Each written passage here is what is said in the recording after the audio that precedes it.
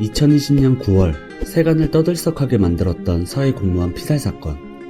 피살된 공무원은 해수부 소속의 고 이대준 씨입니다.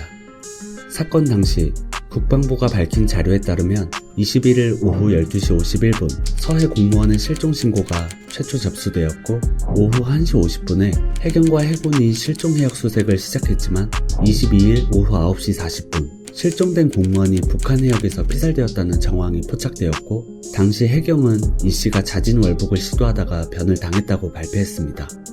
하지만 아직도 풀리지 않는 그날의 기록들이 있습니다.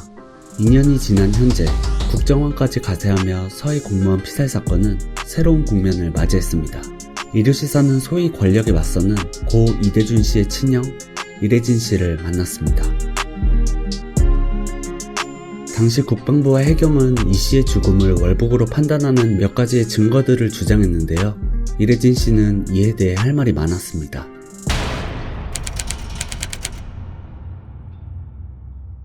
슬리퍼는 DNA가 상당히 대량 검출됐었고, 그 다음에 그 슬리퍼가 동생의 건지 불확실하지 않고, 죽으려고 갔다가 벗어놓고 간 것도 아니에요. 왜냐하면 저는 진술 중에 같이 근무했던 당직자가 그때 당시에 운동화를 신고 있었다고요.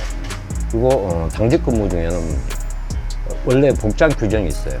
정복 내지는 작업복 내지는 운동화나 안전화를 착용을 해야 되는 게 이게 규칙이에요. 그 규정을 위반했다라고 해경이나 국방부, 정부가 스스로 거짓 증언 유도를 해버린 거예요.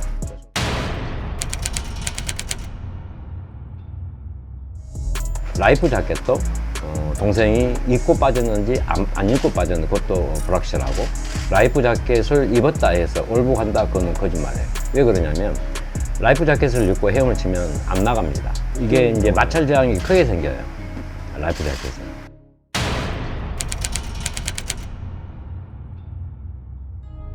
선박 형태가 아니면 마찰 저항 때문에 이것도 힘들어요.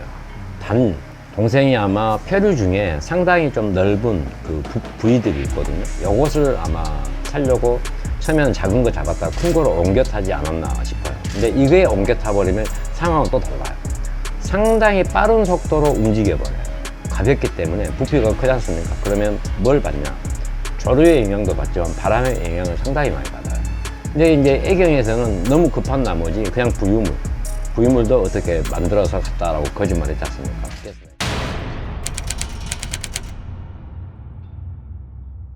처음에는 SI 첩보가 우리가 그 내용이 상당히 어떤 그 문제되는 내용이 있다라고 저는 생각을 했었는데, 가만히 생각해 보니까 SI 첩보를 들었으면 이 6시간 골든타임 동안에 구조 요청이나 북한에다가 송환을 해서 동생을 국내법으로, 예를 들어서 월북을 정말로 동생이 하려고 맘먹고 했다라면 우리나라 보안법 있지 않습니까? 보안법으로 수사하고 해야 되는데 그것을 안 했단 말이에요. 그게 이제 그 문제인 거죠.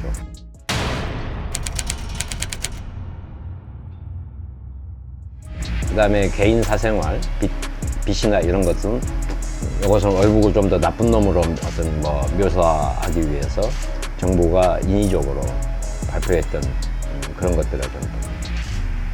또한 2년 전 꾸려졌던 민주당의 TF팀은 이래진 씨에게 월북을 인정하면 보상해주겠다는 회유를 했다고 주장했는데요. 당시에 사고 직후에 민주당은 TF를 구성을 했어요. 구성을 했는데 그 사람들이 했던 일은 딱 한 가지밖에 없습니다. 저한테 찾아와서 국방부의 첩보를 들어보니까 월북이 확실하다는 정황이 있다 해서 저한테 월북을 인정해라라고 합니다. 그래서 동생의 직접적인 증언이나 육성이냐 아니라고 그래요. 그래서 내가 직접적인 동생의 육성이나 증언이 아니면 인정하지 않겠다라고 했어요. 했더니 이제 더 이상 말을 못하죠. 그러고 나서 월북을 인정하면 보상을 해주겠다고 합니다. 내가 호남이니까 같은 편 아니겠느냐. 월북을 인정하셔라 그러면 보상을 해주겠다라고 해요.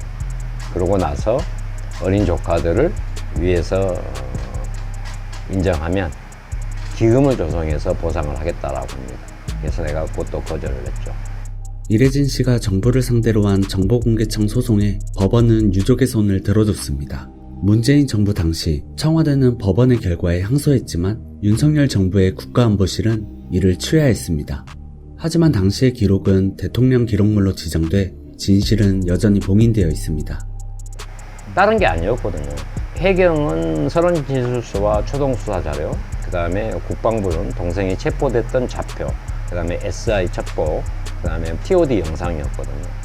근데 이거 자체를 좀 더 통째로 국가기밀 군사안보를 해서 다 거절했고, 안보실에 관련된 이 골든타임 6시간 동안에 청와대에서 무엇을 했고, 보고자가 누구며 수신자가 누구고, 수신자가 지시를 어떤 기관에 어떻게 했느냐, 그리고 대통령한테 보고를 했느냐, 그리고 그 다음에 대통령의 반응이 무엇이었느냐를 알기 위해서 정보공개 청구를 했던 거거든요.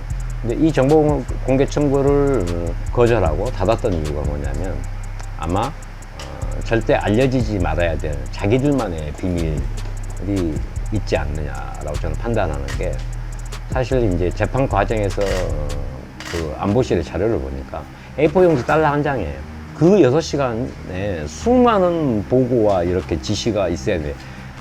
A4 용지 한 장이라는 것은 아예 삭제를 해버렸거나 일을 아무것도 안 해버린 거예요. 그냥 그 타임별로만 뭐 우리가 언론에 나와 있던 그것밖에 없을 수도 있어요. 누가 제일 이렇게 원망스러우세요? 이렇게 하시면서 고생을 많이 하시죠? 대통령, 문재인 대통령. 정치를 잘했다면, 잘 지시와 협조를 했다면 여기까지 오지 않았겠습니까? 왜냐하면 자기가 그동안에 과거에 여당, 야당 정치인 시절부터 얼마나 좋은 말을 많이 했습니까? 그게 이 사건을 계기로 그게 다 거짓말이었고 허구였다라고 저는 생각을 합니다. 이래진 씨는 아직도 생전에 이대준 씨가 이따금 떠오른다고 말합니다. 환청이 좀 들려요. 한천은 동생의 목소리. 작년에 한 4, 5월 달쯤인가 꿈에 한번 나타났어요. 형, 나 억울해서 도저히 못 가겠다. 빨리 사건을 해결해 주시라라고. 맨날 통화하고 나한테 뭐 투정도 부리고 짜증도 부리고 막 그런 것들이 한 번씩 목소리가 그냥 귓가에 맴돌고. 어떤 동생이셨어요?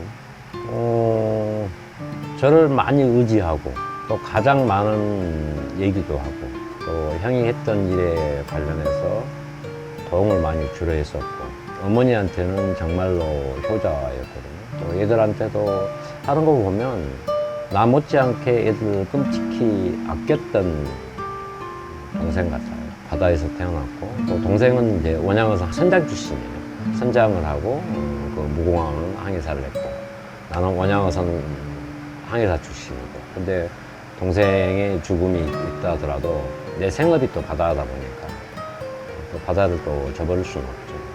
그래서 마음은 교차하지만 또 남은 생을 위해서 또 해야 되니까. 뻔할 수 있지만 동생에게 좀 한마디 하시면. 내가 못 살려서 미안합니다. 왜냐하면 충분히 동생은 형의 능력이면 살릴 수 있었을 거라고 생각을 했고, 또 그래서 그 오랜 동안 아마 버텼던 것 같습니다. 형의 능력이 부족해서 못 살렸던 게 가장 안타깝습니다.